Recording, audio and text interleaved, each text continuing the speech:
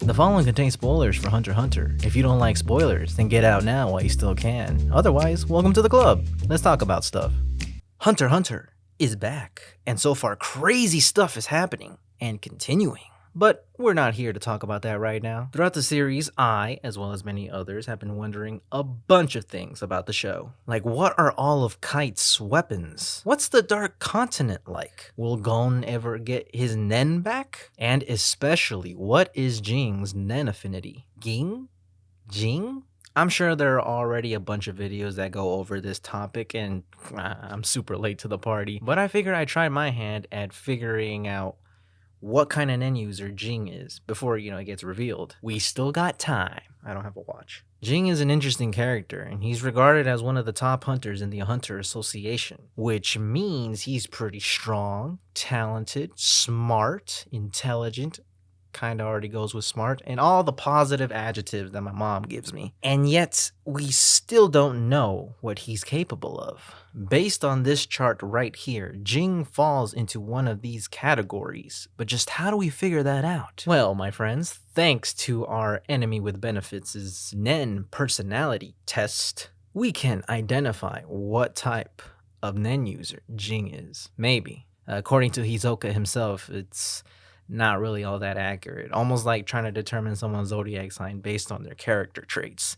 But it's still accurate 60% of the time, all the time. Oh, that Ging is such an asparagus. So let's see what the test says.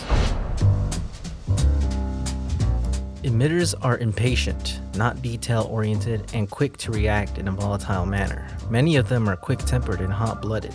They resemble the enhancers in building their impulsivity, but the difference between them is that emitters probably tend to calm down and forget easier. Because of the nature of emission, many Hatsu techniques created by emitters are primarily long-range. Yeah, breaking this down, I don't think Ging is an emitter. I mean, Ging isn't really prone to outbursts or really isn't impatient at all. I wouldn't say. He's pretty calm and he's pretty reserved for the most part. I mean, he does have his moments where he likes beating up a crowd of people, but he's no Leorio or Knuckle. Leorio. Specialists are independent, individualistic, and charismatic. They won't tell you anything important to them and will refrain from being close friends. But because of their natural charisma that draws others, they are always surrounded by many people. Because specialization is unique and can have many facets, most specialists possess only one Hatsu technique. So already you're probably like, yeah, that could be him. But let's break it down. Yes, Ging is an independent person, but he voluntarily works with others, and he doesn't really push people away. At the age of 15, Ging worked with 10 other people to research and repair a royal excavation site. And in his own words, what made me happiest wasn't seeing the inside with my own eyes.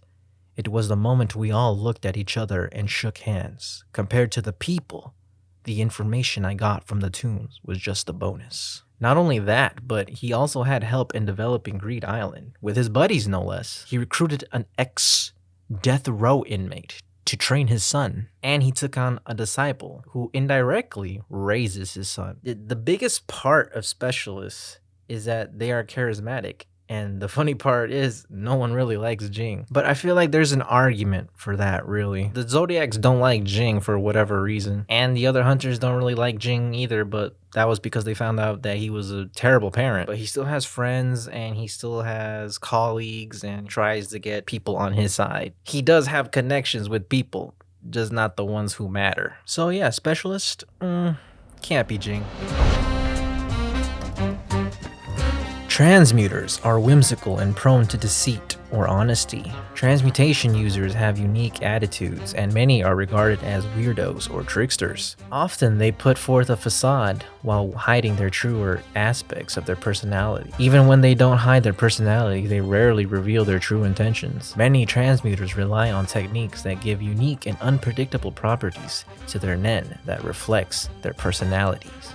Going off of this, Ging does seem like the kind of guy to keep things to himself, but I don't think he puts on a facade. What you see is what you get with Ging. It says they hide their true intentions, but I think he's very upfront in what he's thinking as well as his intentions. Like the only times he really like keeps information to himself, his Nen powers, which every hunter does anyway, and then during the election arc when he tried to get his rules accepted by the other Zodiacs. But then again, when he's questioned, he pretty much tells you what he's thinking, even if it doesn't really make sense to people. This kind of thing happens again when he confronts Beyond Netero's crew when he's trying to get a ride to the Dark Continent. He straight up bribes them all just so he can be second in command. But when he's confronted with his reasonings why, he says this very important line. I often run my mouth first and come up with the reason why I said it afterwards. And then he also says this. I figured nobody would be blinded by greed, I guess.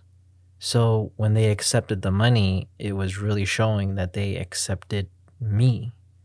And I think I was happy to be surrounded by like-minded idiots. By itself, without these lines, I would think Ging is closer to a transmuter, but because of these lines that I just read, I'm under the impression that he is not, or a specialist for that matter. Manipulators are argumentative and logical. They advance at their own pace and tend to want to keep their families and loved ones safe. On the other hand, when it comes to pursuing their own goals, they do not listen to what others might have to say about it. While manipulators often use techniques that allow them to control their opponents, some choose an inanimate medium to control. The part where it says they go at their own pace aligns well with Ging, in my opinion. He enjoys the journey and the side trips and bestows that wisdom onto his son. The protecting their families and friends part, but let's not forget he hired an ex-death row inmate to play with his son. I mean, Ging has a lot of faith in Gon, sure, but I don't think he's the protective type, really. Pursuing own goals despite what others may say? Oh yeah, I think that applies. Conjurers are typically high-strung or overly serious, stoic, and nervous. They are often on guard as to be cautious. They are very observant and logical, rarely falling into traps. Being able to analyze things calmly is a strength of conjurers. Many of the items that conjurers create are often used by them in a very deliberate and practical, logical fashion. This is interesting to me, because Ging seems like a laid-back kind of guy. From how he dresses, the stubbles that he has, the way he talks, his attitude. However, he is pretty observant and logical. And he does seem a little serious and stoic at times. Maybe that just comes with age. I mean, he saw through and foiled Pariston's plan to expose his Nen ability. He accurately predicted the outcome of the initial election meeting between the Zodiacs. I'd say Ging is a smart man who can plan many steps ahead. However, that's like 90% of the characters in the show. Everyone is just big brain.